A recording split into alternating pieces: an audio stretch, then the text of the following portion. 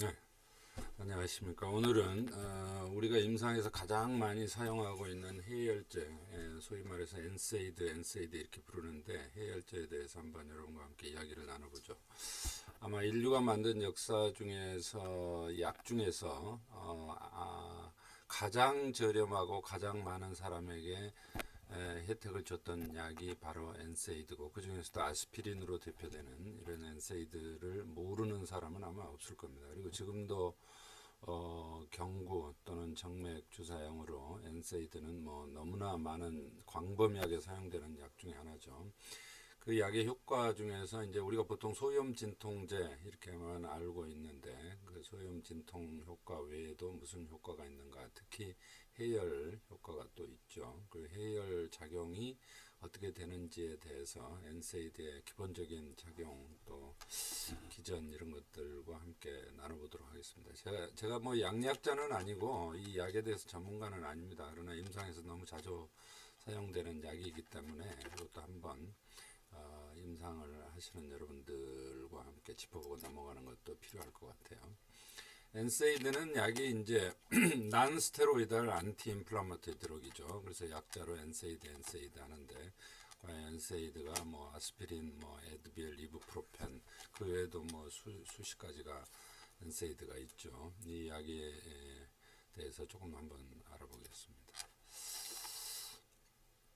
우리가 엔세이드에 대해서 이제 기본적으로 약간 강의가 어려울 수도 있습니다. 어려울 수도 있지만 또 잘 들으면은 그렇게 어려운 내용은 아닙니다. 그러니까 어려운 내용을 여러분들에게 쉽게 강의를 하는 게 제 목적이긴 한데, 잘 들으면 쉽고 또 그냥 건성건성 들으면 또 어려울 수가 있어요. 그래서 잘 듣고 한번 이해를 해 두시면은 그 다음부터 엔세이드에 대해서는 평생 그렇게 어렵지 않는 제목이 될 겁니다. 엔세이드는 뭐 약자가 난스테로이달, 비스테로이드 안티인플라마토리 드럭이다. 비스테로이드는 뭐 스테로이드 약은 프레드니졸론, PD, 뭐 또 덱사메타존, 인도면 뭐 이런 약들이죠. 그런 경구 또는 IV로 뭐 형성이 되고, 되게 아드레날 글랜드에서 생성이 많이 되고 그런 약들이죠. 근데 그 스테로이드가 아닌 약이 엔세이드, 외부에서 투여하는 그런 약이 오늘 배워야 될 약이고요. 그다음에 이제 항상성에 대해서 여러분들이 이제 알아두는 게 좋습니다. 항상성. 우리 몸은 항상성을 가지고 있는 게 굉장히 많죠.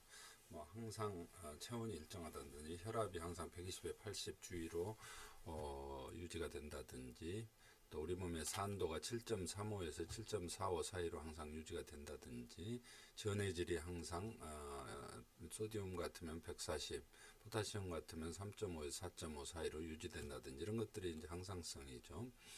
그래서 그 항상성을 유지하기 위한 우리 몸의 구조가 있고, 그 다음에 이제 아라키돈산이 오늘 공부할 해열 작용에 있어서 기본적인 물질의 전구 물질입니다. 아라키돈산에서 발열을 일으키는 프로스타글란딘 E2가 생성이 되기 때문에 아라키돈산이 모체 물질이다 하는 것을 이제 알아두시면 좋고요. 그 아라키돈산이 이제 발열 매개 물질, 여러 가지 이제 사이토카인에 의해서 콕스1, 콕스2 효소가 유도가 됩니다. 콕스1은 우리 몸의 이제 위 장관의 유지를 하는 프로스타글란딘을 정상적으로 원래부터 가지고 있는 것이고, 콕스2는 발열이 될 때만 유도가 돼서 이게 프로스타글란딘 E2를 생성을 하는 효소입니다. 그러니까 아라키도닉 애시드가 프로스타글란딘을 생성을 하는 과정에 두 효소가 있는데, 하나는 콕스1이고 콕스2다 하는 것을 알아두면 되고, 이 콕스가 사이클로 옥시제네이즈의 약자입니다. 사이클로 옥시제네이즈를 다 부를 수가 없으니까 줄여서 콕스1, 콕스2라고 하죠. 그리고 이제 콕스1, 콕스2에 의해서 생성되는 물질이 프로스타글란딘, 그 중에서도 프로스타글란딘 E2가 이제 뇌에 시상 하부에 가서 발열을 일으키는 거죠. 그리고 이제 설정값 셋 포인트가 있어서 이 체온이 유지가 되는 것이다. 그리고 이제 발열 활성 물질이 있죠. 이거는 물론 이제 박테리아나 바이러스, 코로나 같은 바이러스가 침투했을 때 유도돼서 콕스1, 콕스2를 통해서 프로스타글란딘 E2를 생성한다. 약간 복잡하긴 합니다만 그렇게 어려운 건 아닙니다. 그러니까 아라키도닉 애시드가 있고 그 보통 때는 그대로 있다가 콕스2만 보겠습니다. 발열이 될 때 콕스2 물질이 이런 발열 활성 물질에 의해서 활성화가 되면 프로스타글란딘을 생성을 하고 그 프로스타글란딘 E2가 시상 하부에 있는 설정값을 올린다는 거죠. 이해가 되셨죠? 그래서 항상성을 유지를 한다는 겁니다. 이게 약을 콕스2를 저해를 해서 열이 안 나게 하고 진통 효과를 가져오는 게 바로 엔세이드다. 그래서 이 뒤에부터 이렇게 쭉 올라가서 설명을 하면 그렇게 되겠죠. 자, 항상성에 대해서 약간 짚어보고 넘어가면 프랑스의 베르나르가 1849년에 내적 환경의 안정성이라는 이야기를 했고요. 드디어 이제 하버드 매사추세츠 제너럴 하스피탈의 월터 캐논이라는 사람이 1900년대 초에 호메오스타시스라는 용어를 처음 사용했습니다. 이분도 굉장히 유명한 생리학자입니다. 호미오스는 그리스로 시밀러 유사하다라는 뜻이고 스타시스는 영어로 이제 스탠딩 스틸 뭐 가만히 있다 그 자리에 그래서 비슷한 수치로 유지를 하는 그런 우리 몸의 안정성을 가져오는 항상성이라는 용어를 호메오스타시스라고 한다. 이렇게 알아두면 되겠습니다. 그래서 생물체 내부 환경을 일정하게 유지하는 것 정의하고 이런 것들은 뭐 너무나 많죠. 체온 일정하게 36.5도 정도 플러스 마이너스 유지해야 돼. 전해질, 혈당도 100 플러스 마이너스, 혈액가스의 구성 성분, 산염기 균형, 폐하 체액 균형 등 모든 것들이 이외에도 뭐 수십 수백 가지가 항상성을 우리 몸에 유지를 해야 인체가 생존을 할 수가 있기 때문에 항상성은 굉장히 중요한 개념이다.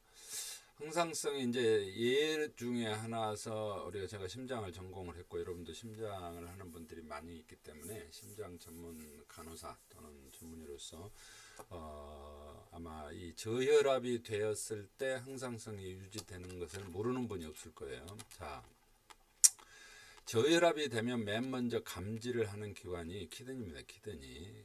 콩팥의 죽스타기로메룰라 에퍼러터스라는 뭐가 알아도 되고 몰라도 되는데 거기서 혈압이 떨어졌구나 하고 이제 감지를 하죠. 혈압이 떨어지면 키드니에서 뭘 분비를 하느냐?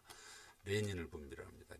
레닌이란 말, 레날이란 말은 콩팥이란 말이죠. 거기서 분비되는 물질이다. 그래서 레닌이라고 그러는데 그러면 그 분비되는 레닌은 간에서 생성되는 안지오텐신오젠을 안지오텐신 1으로 바뀝니다.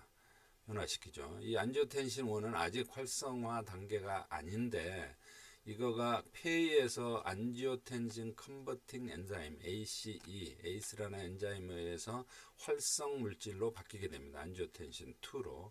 그러면 안지오텐신 2는 자, 여기서 폐, 콩팥, 간 세 개의 장기가 관여를 하고 있죠. 간에서 콩팥에서 폐에서 다 역할을 합니다.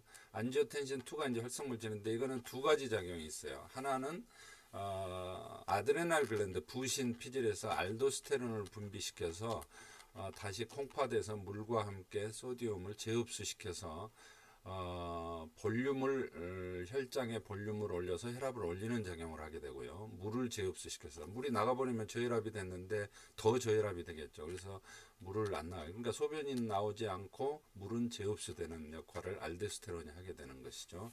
이 알도스테론을 저해하는 약이 알닥톤이라는 약인데 이뇨제로 쓰이고 있죠. 이제 소변을 알도스테론은 못 나오게 하는데 이 나오게 하는 약을 알닥톤이라는 거죠.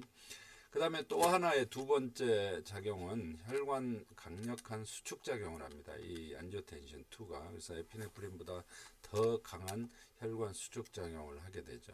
그래서 혈관이 수축해서 필요한 뇌나 심장으로 피를 보내게 하는 역할을 이제 하게 하는 거죠.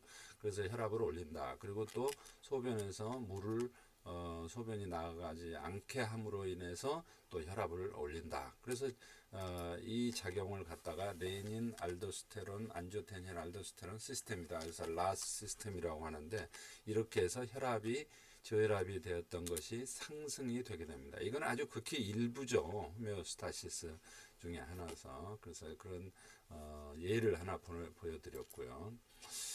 발열은 어떻게 되느냐? 발열도 마찬가지로 36.5도를 유지를 하기 위해서 우리 몸은 호메오스타시스 작용을 하는데, 먼저 이제 이거는 뭐 아파트에 여러분들이 사시는 분들이 많을 텐데 방 안의 온도를 뭐 20도, 24도로 유지를 했다. 그러면 24도 이하가 되면은 보일러가 가동을 해서 방 안의 온도를 올릴 것이고, 또 24도 이상이 되면 에어컨이 가동을 해서 24도로 맞추고, 그런 아파트들도 요즘 많죠. 그래서 그런 작용을 하게 됩니다. 그래서 마찬가지로 그 작용, 그러니까 아파트의 체온 방 안의 온도를 조절하는 그 스위치 역할을 어디서 하느냐? 바로 시상하부의 시색 전액이라고 번역을 하는데, 프리옵틱 뉴클라이 하이포탈라mus 시상하부가 있죠. 이 시상하부는 뇌하수체 위에 있는 구조물입니다. 시상하부에서 체온 조절 중추를 스위치 역할을 담당하고 있고, 이제 프로스타글란딘 E2가 열을 셋 포인트를 올리고 내리는 겁니다. 스위치를 올리고 내리고 하는 게 우리 몸에서는 우리가 프로스타글란딘이 그 역할을 하게 돼서, 프로스타글란딘 E2가 증가하게 되면, 예를 들어서 우리 몸의 체온을 36.5도인데 뭐 40도 이렇게 올렸다. 그러면은 당연히 몸을 떨게 되고, 또 이불을 추위를 느끼게 돼서 이불을 덮어쓰게 되고, 이렇게 해서 발열이 나게 되는 것이죠.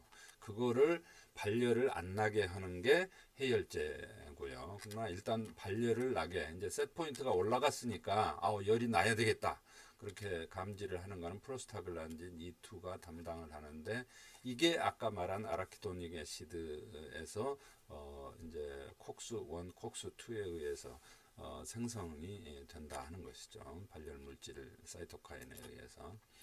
발열이 꼭 해로운가 하는 것은 또 별도 문제입니다. 발열에 의해서 오히려 박테리아나 바이러스 감염이 치료가 된다 하는 설이 또 많이 있거든요. 그건 우리 몸의 자연 방어적인 역할로 발열을 일으키는 거기 때문에 발열을 꼭 억제를 해야 되느냐 하는 문제가 있기는 있습니다. 그러나 일단 열이 나면 환자 괴로우니까 힘든데 해열제를 먹어야죠.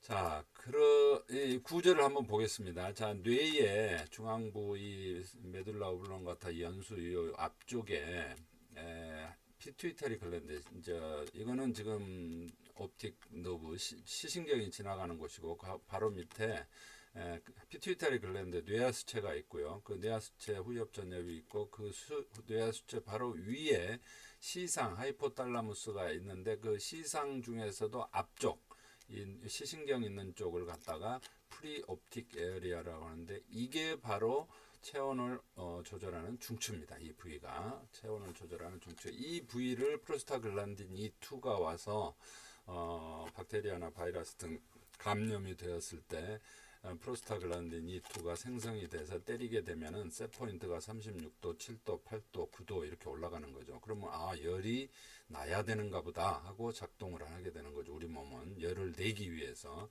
그래서 이 시상 하부의 프리옵틱 에어리아가 체온 조절 중추다 하는 거를 알고, 그 뇌의 피튜이터리 위에 하이포탈라무스 시상 하부에 있다 하는 정도만 알고 넘어가면 되겠습니다. 자, 그러면은 열이 날 때 어떻게 하면 우리 몸이 열이 나게 하는가 하는 반응을 보고 넘어가도록 하겠습니다. 자, 미생물이 침투를 하면은 이제 혈관 내막 세포가 파괴가 되고 백혈구가 분해가 되고, 뭐 이런 염증 반응 물질 인터루킨이라든지 튜머 네크로시스 팩터, 이런 사이토카인이라고 그러죠. 전령입니다. 전령. 발열을 나게 하는 이런 전령들이 분비가 되면은, 이 전령들은 프로스타글란딘 아라키도닉 애시드에서 프로스타글란딘 E2를 생산하게 됩니다. 아까 E2. 그러면 이 E2는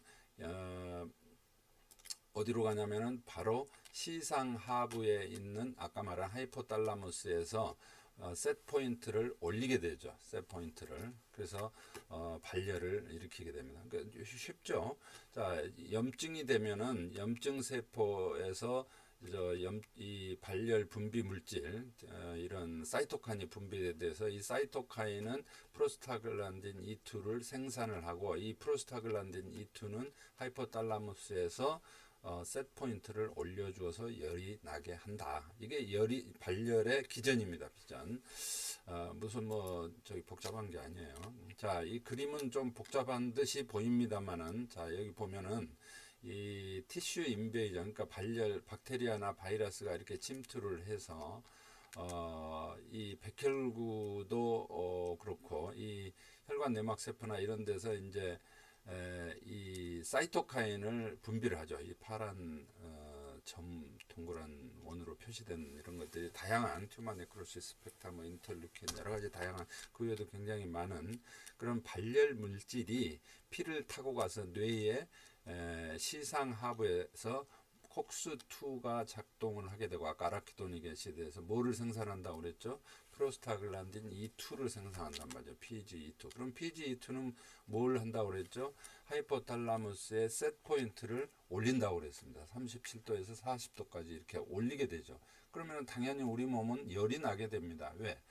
이 셋 포인트가 40도로 됐으니까 뭐 이렇게 몸이 떨기도 하고 또 이 추위를 느껴서 이불을 덮기도 하고, 그래서 40도를 맞춰야 되기 때문에 발열이 되게 되는 것이죠. 그래서 이런 구체적인 과정은 뭐 생략하더라도 그런 대충의 과정을 거쳐서 발열이 나게 된다 하는 것을 그림으로 보여주고 있습니다. 그러니까 이제 PGE2가 발열 물질인데, 이 발열 셋 포인트를 올리는 물질인데 그 관여하는 거에 사이클록시제네이스, 콕스, 약자로 콕스입니다. 콕스 1, 2를 이제 알아보면은 콕스 2 효소에 의해서 아라키도닉 애시드로부터 생성되는 게 프로스타글란딘 E2죠. 근데 콕스 1도 있습니다. 콕스 1. 콕스 1 효소는 발열을 일으키는 효소가 유도하는 그 PGE2를 생산하는 효소가 아니고, 우리 몸에 원래부터 위나 장에 내재되어 있고, 여기서 프로스타노이드 같은 프로스타글란딘 제제를 생산해서 점막을 유지를 하고 관리하고 장이나 위장을 건강하게 하는 그런 효소입니다. 그럼 콕스1 효소는 바이러스나 박테리아가 침투해서 생성되는 게 아니죠. 원래부터 가지고 있는 효소고, 우리가 지금 오늘 문제 삼고 살펴보려고 하는 거는 콕스2죠. 콕스2. 콕스2는 어떻게 해서 생산이 된다? 바이러스나 박테리아가 침범을 했을 때 염증 활성 물질 사이토카인에 의해서 이 하이포탈라무스에서 생성이 돼서 셋 포인트를 올리는 그런 물질이죠. 콕스2가 이제 똑같은 아라키도닉 애시드에서 프로스타글란딘 E2를 생산을 하는 효소입니다. 효소. 근데 이 콕스2는 염증 활성 물질에 의해서 발현이 된다 하는 걸 알아두고, 콕스1은 원래부터 우리 몸의 장이나 위장이나 이런 데 내재되어 있어서 위장관을 유지, 보수 또 하는데 사용되는 호메오스타시스의 하나 기능이다. 그래서 우리가 중점적으로 봐야 될 거는 콕스2 효소입니다. 콕스2를 보시게 되죠. 자, 콕스1은 원래부터 내재되어 있는 거니까 좀 생략을 하지만, 그러나 엔세이드 대부분은 콕스1, 2, 우리가 지금 해열을 하려고 해서 억제하려고 하는 것은 콕스2 생산을 막아야 되는 것이죠. 발열 물질에 의해서 유도가 되는 콕스2를 막아서 발열을 해결하려고 하는데, 엔세이드는 미안하지만 콕스2만 억제를 하는 것이 아니고 비슷하기 때문에 콕스1까지도 방해를 하는 거죠, 생산을. 그럼 콕스1은 원래 위장관의 유지 보수에 필요한 엔자임인데, 이것까지 생산을 못하게 막아버리게 되면은 발열뿐만 아니라 뭐를 한다? 위장관의 합병증도 가져올 수 있다. 위궤양을 일으키다든지. 그래서 아스피린을 장복을 하게 되면은 위궤양이 생성이 되는 이유가 바로 콕스2뿐만 아니라 콕스1까지도 저해를 하기 때문에, 생산을 방해하기 때문에 그렇다 하는 것을 여러분들이 이해가 되실 겁니다. 아라키도닉 애시드에서 이 콕스2에 의해서 PGE1이 생성이 되는데, 근데 이제 이 콕스2만 최근에는 선택적으로 저해야 하는 약제가 뭐 셀레콕시브라든지 타이레놀이라든지 이런 게 이제 개발이 돼 있죠. 그러나 대부분의 엔세이드는 소염, 진통, 해열 작용을 하는데, 그 콕스1까지도 방해를 해서 부작용이 있을 수 있다 하는 것을 알아두면 되겠습니다. 이제 엔세이드의 대표적인 작용이 소염 효과죠. 엔세이드는 우리가 보통 우리말로 부를 때 소염 진통제라고 부르잖아요. 그러니까 소염 효과, 진통 효과가 대표적인 작용입니다. 그러나 사실은 소염 효과, 항염 효과 외에도 진통 효과, 또 해열 효과가 있죠. 그리고 또 항혈소판 효과도 일부 있고, 그 외에 여러 가지 항류마티즘 효과, 또 뭐 여러 가지 뭐 이런 효과들이 굉장히 그 외에도 많습니다. 그렇다고 이 약을 갖다가 소염, 진통, 해열, 항혈소판, 뭐 항류마티즘제 이렇게 부를 수는 없잖아요. 그래서 소염 진통제 이렇게 간단하게 부르는데, 영어로 엔세이드는 난스테로이달 안티 인플라마토리 드락입니다. 그러니까 엔세이드로 분류되는 거는 인플라마토리, 이 소염 작용이 제일 최우선이죠. 소염제로. 그러나 우리나라는 이제 소염 진통제 이렇게 부르기는 하지만, 그래서 소염 효과를 나타내는 거는 여러 가지 기능에 의해서 이런 작용을 나타냅니다. 이걸 다 알 수는 없죠, 구체적으로. 그러나 하여튼 소염 효과가 있다, 항염 효과가 있다, 엔세이드의 대표적인 작용 중에 소염 작용이 있다, 이런 정도로만 알거나, 소염 진통제니까 당연히 진통 효과도 있게 되는 거죠. 대부분의 이제 마약 진통제 계열들이 이제 중추신경에서 마약을 진통 효과를 발휘를 하는 데 비해서 엔세이드는 말초신경을 말초신경을 억제를 해서 진통 효과가 나타난다. 뭐 이렇게 알려져 있습니다. 그 다음에 소염 진통제지만 소염 진통 효과 외에도 당연히 해열 효과가 있고, 그게 오늘 저희가 이야기를 하고 있는 지금 해열 효과가 어떻게 해서 나타나는가 하는 것을 강의를 하는 목적이 되죠. 해열 효과 안티파이레틱 이펙트인데, 아까도 말했듯이 셋 포인트를 올리는 콕스2에 의해서 PGE1이 시상 하부에, 다시 한번 또 강조를 하지만 PGE1이 생성이 돼서 시상 하부에 셋 포인트를 올려주는 효과가 발열 효과인데, 그 콕스2를 억제를 해서 PGE2 합성을 저해하는 게 해열 효과입니다. 반대로 셋 포인트를 다시 원래대로 낮춰주게 되는 것이죠.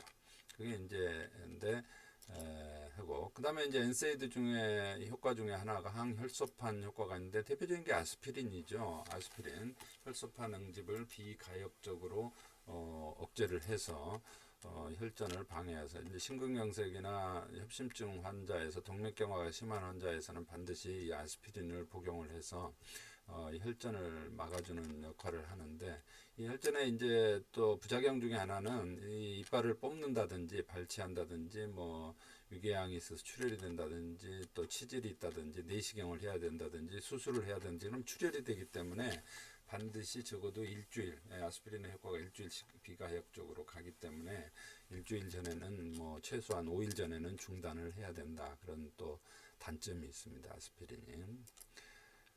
그 다음에 이제 기타 효과로 아까도 말했듯이, 자 이제 소염, 진통, 해열, 항혈소판 효과가 있고요. 기타 이제 관절염 치료하는 효과 뭐 당연히 있죠. 관절염에서 엔세이드는 뭐 아주 굉장히 많이 쓰는 약 중에 하나입니다. 뭐 또 가족성 대장 용종도 쓰일 효과가 있다고 그러고, 그다음에 이제 월경곤란증도 뭐 효과가 있다 그러고, 또 이제 인도메타진 경우에는 아주 잘 알려져 있는 게, 소아심장에서 동맥관 개전증 어린아이에게 먹이면 동맥관 개전증이 빨리 닫히는 것은 아주 잘 알려져 있어서 치료를 지금도 하고 있습니다. 동맥관 개전증 환자에서.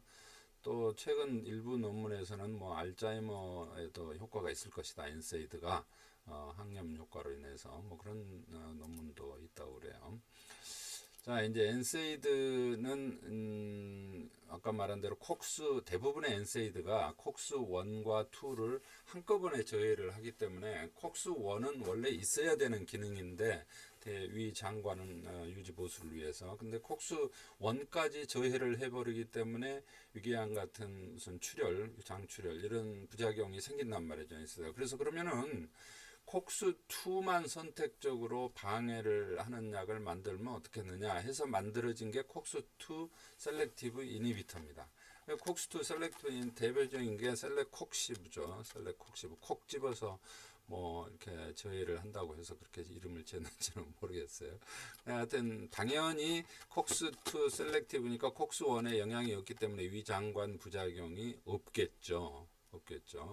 그래서 이부프로펜이나 아스피린 같은 경우는 콕스1, 콕스2 다 저해를 하기 때문에 위궤양이나 미란 등을 유발하였으나 콕스2 선택적, 셀렉티브하게 콕 집어서 콕스2만 저해하는 것은 부작용이 거의 없다. 이렇게 보고도 되고 있습니다.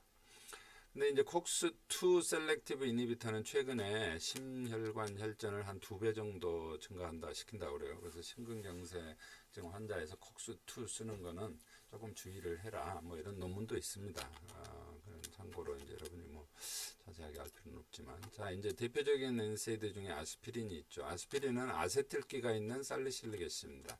이 아세틸기 외에도 뭐 소디움이나 마그네슘 같은 게 있을 수 있죠. 그런데 이 마그네슘이 붙어 있으면은 살리실레이트, 마그네슘이 이가기 때문에 플러스 2이기 때문에 살리실레이트 2개가 붙어 있고, 소디움 같으면 일가기 때문에 하나 붙어 있죠. 이것도 다 이제 살리실레이트의 그 NSAID 역할을 하게 되는 것인데, 우리가 가장 흔히 쓰는 거는 아세틸 살리실릭 애시드가 되죠. 그리고 이제 아까 말한 대로 부작용으로는 콕스1의 저해에 의한 위궤양 미출혈이 있고, 드물게는 간에서 라이에 신드롬이라고 간성 혼수를 초래한다고 합니다. 굉장히 사망률이 높기 때문에 잘 알려진 합병증이고, 그래서 이거는 아스피린의 좀 단점이 아닌가 그런 생각이 됩니다. 엔세이드의 이제 아스피린 외에도 수많은 엔세이드들의 부작용은 콕스1, 콕스2 둘 다 저해를 해서 나타나는 부작용인데, 뭐 GI는 아까 말씀드린 대로 콕스1 저해를 해서 이런 게 생기고, 간에서는 간 효소 증가, 뭐 키드니에서는 크레아틴인 증가 이런 것들이 있죠. 부작용 없는 약이 없지 않습니까? 그래서 굉장히 많아요. 이런 약들이 부작용이 있다는 걸로 알아두고, 아스타민오펠 이거는 지금 타이레놀로 뭐 너무나 코로나 때문에 잘 알려져 있고, 이건 아스피린은 뭐 그 1800년대에 개발이 됐지만, 이제 아스타미노펜은 1950년대 늦게 사용되기 시작했고, 진통 해열 작용은 아스피린과 동일한데 소염작용이 없어요. 이게 이제 아스타미노펜 타이레놀의 특징입니다. 그러니까 소염작용이 없기 때문에 소염 진통제로 분류가 안 되고 있습니다. 아스타미노펜은. 이제 뭐 일반적으로 부르기는 하죠. 소염 진통제 하면 아스타미노펜, 코로나 걸렸으면 아스타미노펜, 타이레놀 먹어라 하는데, 타이레놀은 소염 작용이 거의 없습니다. 소염 작용이. 그래서 장점도 있고 단점도 있지만, 하여튼 이 소염 작용이 없고 콕스2만 선택적으로 또 저해하기 때문에, 콕스2 이니비터이기 때문에 위장관 부작용이 없어요. 그래서 위궤양이 있는 환자가 두통이 있다 그러면 타이레놀을 먼저 먹어야지 아스피린을 먹는 건 아니죠. 다른 엔세이드를. 그래서 타이레놀은 선택적 콕스2 이니비터인데, 그러면 콕스2 소염 진통제 엔세이드로 분류가 되느냐? 소염 작용이 없기 때문에 안티 인플라마토리 드럭이 아니죠. 그래서 타이레놀은 엔세이드가 아닙니다. 콕스2 이니비터기는 하지만, 그래서 이거를 참고로 이제 알아두시고요. 그래서 이 셀렉콕시브 같이 셀렉티브 이니비터지만은 엔세이드 소염제로는 분류가 안 되고 있다. 이렇게 알아두시면 되겠습니다. 비교적 임신에도 안전하지만 이것도 아스피린과 같이 간 손상을 초래할 수가 있다. 자, 이 엔세이드의 분류는 너무나 많은데 그중에 대표적인 것만 해도 이렇게 많습니다. 뭐 아스피린을 비롯해서 소디움, 마그네슘, 살리실산, 뭐 이부프로펜, 나프록센, 진통, 류마티즘, 관절염, 뭐 척추 이런데 케토프로펜, 인도메타신 아까 PDA 때 쓴다고 그랬죠. 뭐 솔리닥, 톨메틴, 피록시캄, 멜록시캄, 뭐 이런 것들이 굉장히 많고, 선택적 콕스2만 억제하는 건 셀렉콕시브가 있죠. 나머지는 부작용 때문에 철수가 됐다 그러고, 자 아색 디클로페낙, 아세클로페낙 이게 아색이죠. 지금 굉장히 많이 쓰이는 그 척추 진통제들 이런 것들 뭐 전부 뭐 이 엔세이드입니다. 엔세이드. 근데 여기 타이레놀은 없잖아요. 엔세이드에 들어가지 않기 때문에 이게 분류가 안 돼 있는 겁니다. 항소염 작용이 없기 때문에요. 자, 이제 강의가 끝났기 때문에 여러분이 기다리던 퀴즈 문제가 돌아왔습니다. 강의에 대해서 한 번 더 짚어보고, 자, 한번 퀴즈를 풀어보는 것이 또 좋죠. 리마인드 할 수가 있고. 항상성에 대해서 1번, 캐논이 호메오스타시스라는 용어를 처음 사용하였다. 예, 맞죠. 월터 캐논. 캐논은 하버드 매사추세츠 제너럴 하스피탈의 그 위대한 유명한 생리학자입니다. 호미오스라는 말은 시밀러라는 말이고 스타시스라는 말은 스탠딩 스틸이라는 말이다. 맞죠? 유사하게 그 자리를 지킨다. 인체, 혈압, 전해질, 혈당, 혈액가스 등 내부 환경의 안정성을 위해 필수적이다. 맞죠? 장기마다 체온이 다르기 때문에 체온은 항상성에 해당되지 않는다. 예.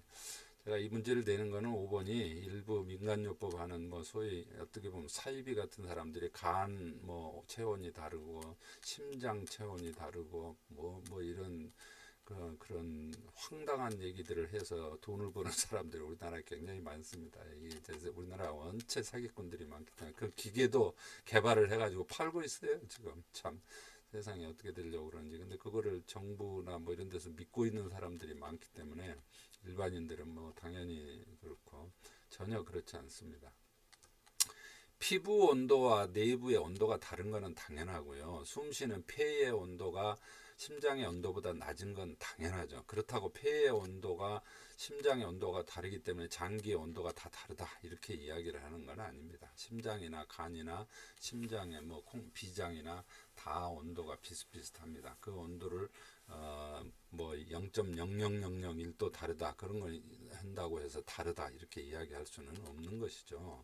우리 몸의 장기는 항상성에 해당이 됩니다. 똑같아요. 자, 발열중추가 어디라고 그랬죠? 시상하부의 프리옵틱 뉴클라이 그 시색 전부에 대한 사항 중 맞는 것은 뇌에 PGE2가 증가할 때 열이 난다. 맞죠? PGE2가 셋 포인트로 올린다고 그러죠. PGE2는 시상에 영향을 준다.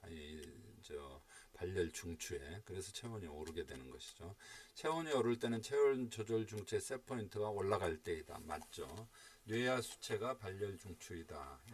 위에서 하이포탈라무스하고 뇌하 수체는 다르다고 그랬죠. 뇌하 수체는 성장 호르몬이나 우리 ADH 이뇨작용하는 호르몬들을 관장을 하는 것이지 체온 조절 중추는 아닙니다. 그래서 리을을 기억 니은 디귿이 답이 되죠. 리을이 틀렸으니까 답은 3번이 되겠습니다. 자, 글씨가 조금 흐리긴 한데 저혈압이 되어 나타난 우리 몸의 레닌 안지오텐신 알도스테론 시스템 설명 틀린 거. 저혈압이 되면은 RAAS가 작동을 하죠. 레닌은 저혈압이 되면 간에서 분비된다. 레닌은 간에서 분비됩니까? 레닌, 레날 아터리, 콩팥이죠. 콩팥에서 분비가 됩니다. 레닌이니까 레날 아터리, 콩팥을 뜻하는 레날, 그래서 레닌은 콩팥에서 분비가 되죠. 레닌은 분비되어 안지오텐신 오젠을 안지오텐신 1으로 변화시킨다. 맞습니다. 안지오텐신 1이 2로 변화되는 것은 안지오텐신 컨버팅 엔자임이죠. 안지오텐신 1을 액티브한 폼으로 컨버전 시키니까 안지오텐신 컨버팅 엔자임이라고 부르는 겁니다. 그러면 안지오텐신 2는 두 가지 작용을 하는데 하나는 부신 피질에서 알도스테론을 분비시켜서 이 알도스테론이 소디움을 물과 함께 재흡수시키는 거고 또 하나는 뭐죠? 여기 나오진 않았지만 강력한 혈관 수축 작용을 한다고 그랬죠. 그래서 답은 1번이 되겠습니다. 레닌은 간에서 분비되는 것이 아니고 콩팥에서 분비된다고 그랬죠. 자, 이제 활성 안지오텐신 라스 시스템에서 레닌 안지오텐신 알도스테론 시스템에서 생산되는 최종 활성 안지오텐신 2에 대한 설명 중 틀린 것은 AC에 의해 안지오텐신 1에서 생성된다. 맞죠? 부신 피질에서 알도스테론을 분비시킨다. 맞죠? 강력한 혈관 확장제이다. 혈압이 떨어졌을 때 혈관이 확장되면 어떻게 되겠어요? 안지오텐신 2는 혈관 수축제이죠. 수축제. 자, 3번이 틀린 것 같습니다. 안지오텐신 컨버팅 엔자임 이니비터. 이제 안지오텐신 1이 2로 변하는 거를 이니비션 저해하니까 생성이 차단된다. 당연하죠. 이니비터니까. 이니비터라는 AC, 카프릴 뭐 이런 것들. 그다음에 안지오텐신 노제는 간에서 생성된다. 다 맞고 몇 번이 틀렸죠? 3번이 틀렸습니다. 자, 콕스, 사이클로 옥시제네이즈에 대한 연결이 틀린 것은 사이클로 옥시제네이즈는 아라키도닉 애시드를 콕스 1, 2, 특히 콕스 2는 프로스타글란딘을 생성을 한다고 그랬죠. 콕스 1은 어디에? 위장관에 내재적으로 하우스키핑 역할을 한다고 그랬고 콕스 2는 발열 물질에 의해서 유도가 돼가지고 평소에는 없다가 바이러스나 박테리아가 침투하면은 프로스타글란딘 2를 생성한다고 그랬죠. 자, 봅시다. 콕스1 피지올로직 호메오스타시 맞습니다. 콕스2 인듀서블 인플라마토리 맞죠. 콕스2는 염증이 생겼을 때 이 염증 물질에 의해서 유도가 된다. 콕스1 대표적인 게 아스피린. 콕스2는 콕 집어서 2만 방해한다고 해서 셀렉콕시브 맞죠. 콕스2는 위장장애. 위장장애는 콕스1이 재해가 될 때 생긴다고 그랬죠. 그래서 콕스2만 셀렉티브하게 이니비션 하는 것은 위장장애가 오지를 않죠. 그래서 답은 5번이 되겠습니다. 자, 또 문제가 있네요. 엔세이드에 대한 작용. 다음 대부분의 엔세이드는 진통 해열 효과가 같이 있다. 맞습니다. 엔세이드는 대부분 소염, 진통, 해열 효과가 같이 있죠. 소염 해열 작용은 프로스타글란딘의 합성을 저해하여 발생한다. 그렇죠. 프로스타글란딘 E2가 열을 셋 포인트를 올려서 열을 일으키니까 그거를 저해하면은 해열 작용이 나타나는 거죠. 항혈소판 기능 억제는 아스피린보다 타이레놀이 우수하다. 아스피린보다 타이레놀이 우수한 게 아니라 아스피린이 더 우수하죠. 항혈소판 기능 억제는 타이레놀은 다른 엔세이드에 비해 소염작용이 두드러진다. 소염작용이 없죠. 엔세이드. 그래서 소염 진통제에 타이레놀이 분류가 안 될 정도로 소염작용이 없습니다. 그러니까 답은 기역 니은이 맞고 디귿 리을은 틀리죠. 그래서 답은 2번이 되겠습니다. 자, 아스피린과 타이레놀에 대한 비교 사항 중 틀린 것은 자, 아스피린과 타이레놀은 대표적으로 많이 쓰는 약들이기 때문에 문제를 한번 풀어봅시다. 아스피린은 타이레놀에 비해 소염 효과가 더 크다. 맞죠? 타이레놀은 소염 효과가 없다고 그랬죠. 아스피린은 저용량에서 항혈소판 작용이 크다. 네, 맞습니다. 그래서 아스피린 협심증이나 동맥경화증, 심근경색 환자는 대개 100ml 정도 이렇게 상용을 하죠. 위궤양이 있는 환자가 두통이 있다. 위궤양. 타이레놀이 우선적으로 처방된다. 네, 맞습니다. 타이레놀은 진통작용은 있지만 소염작용은 위궤양에 대해서는 영향을 미치지 않기 때문에 다른 엔세이드보다는 타이레놀을 우선적으로 복용을 하고요. 타이레놀은 콕스1 셀렉티브 이니비터다. 네, 틀렸죠. 타이레놀은 콕스2 셀렉티브 이니비터입니다. 타이레놀을 과량 복용하였을 때는 간 손상이 초래될 수 있다. 맞습니다. 타이레놀. 아스피린도 소화에서 라이에 신드롬을 일으키는 게 잘 알려져 있고 타이레놀도 과량 복용하였을 때 간 손상이 초래가 됐습니다. 답은 4번이 되겠죠. 답을 가르쳐주고 있네요. 네, 답을 가르쳐주고 이게 잘못 저기를 했습니다.